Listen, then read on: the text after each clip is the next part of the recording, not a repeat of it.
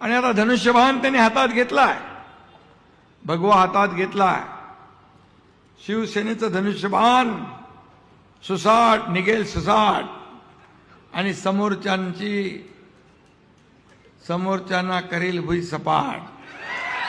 फलटण नगर परिषद म्हणजे श्रीमंत रामराजे नाईक निंबाळकर. काही जणांनी कटकारस्थानं केली त्यांच्या विरोधात, पण मी एक सांगतो, शेर कभी बुढ़ा नहीं होता है. चाहे वो जंगल का हो या राजनीति का हो, शेर शेर ही रहता है.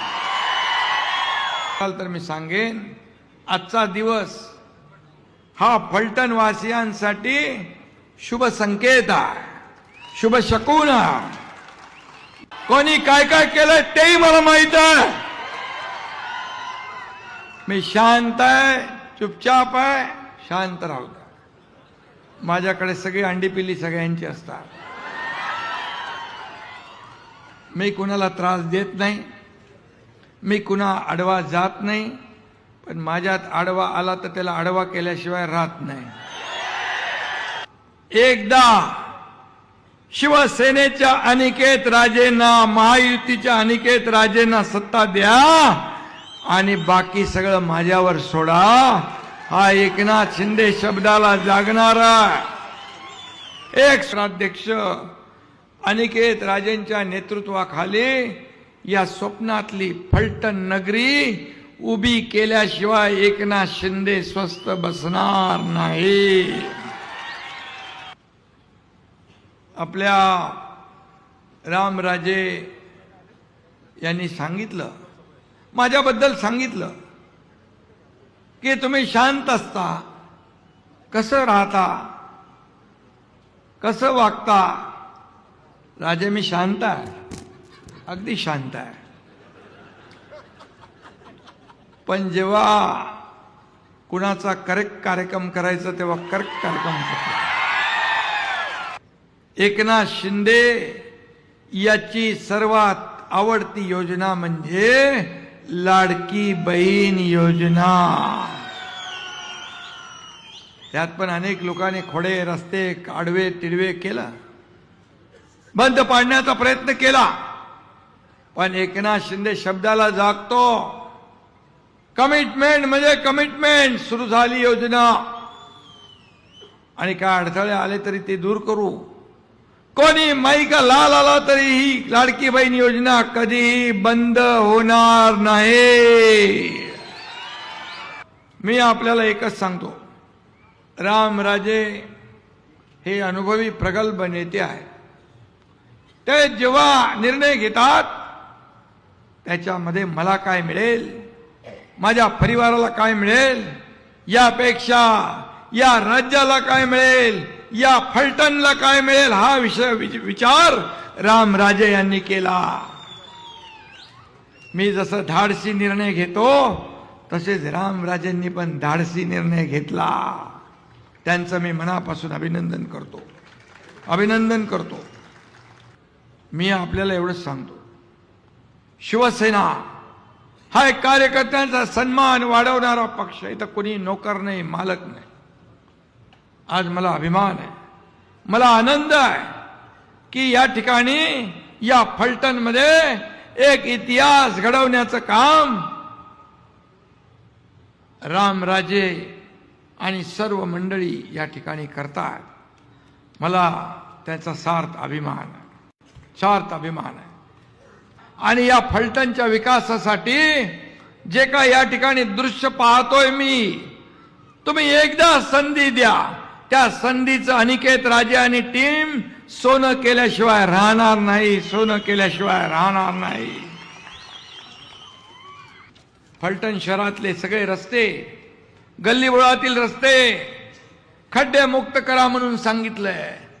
मी एकच सांगतो, आचारसंहिता संपल्या सगळे रस्ते नगर विकास खात्याच्या माध्यमातून चकाचक केले जातील. इकडच्या असणाऱ्या झोपडपट्टीतील रहिवाशांना SRA किंवा अन्य स्कीम राबवून हक्काची पक्की घरं करून द्या म्हणून सांगितलंय. मी सांगतो तुमच्या एकनाथ शिंदेकडे गृहनिर्माण विभाग पण आहे, नगर विकास बरोबर गृहनिर्माण पण आहे, SRA म्हाडा बिडा सगळं एकनाथ शिंदेकडे आहे, चिंता करू नका. पण राजेंची परवानगी घेऊनच मी हे सगळं करणार आहे.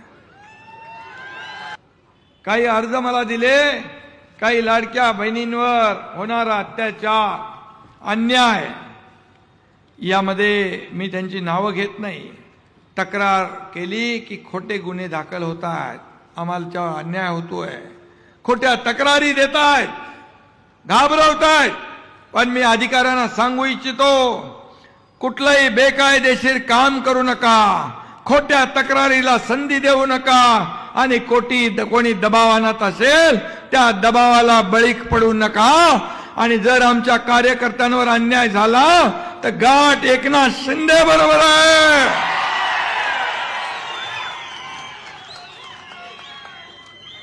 मग कोण काय काय करत होतं ते सगळं मला माहित आहे. मला वाटेल काय इथं फोन लावलेत फक्त, पण मी जे काय बोलतो ते पूर्णपणे माझ्या लक्षात असतं आणि पूर्णपणे विचारांती बोलतो. आणि एकदा शब्द दिला की मी तो शब्द कधी फिरवत नाही. शब्द पाळणारा हा तुमचा लाडका भाऊ एकनाथ शिंदे आहे.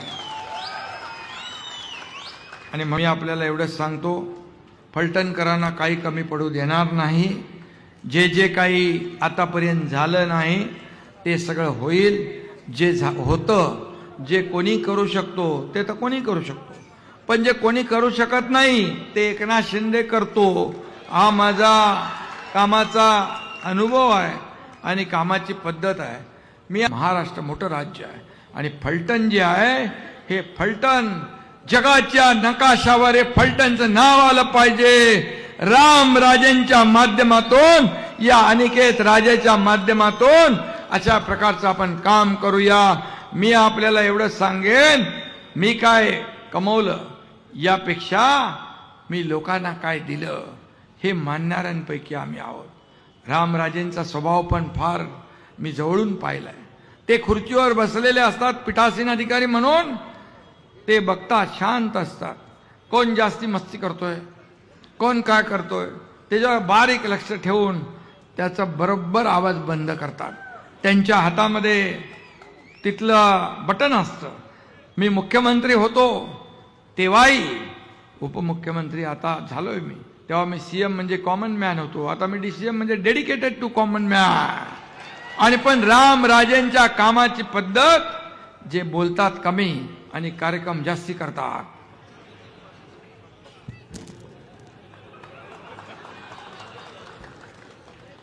आणि म्हणून मी आपल्याला मनापासून शुभेच्छा देतो. आणि आपण घेतलेला निर्णय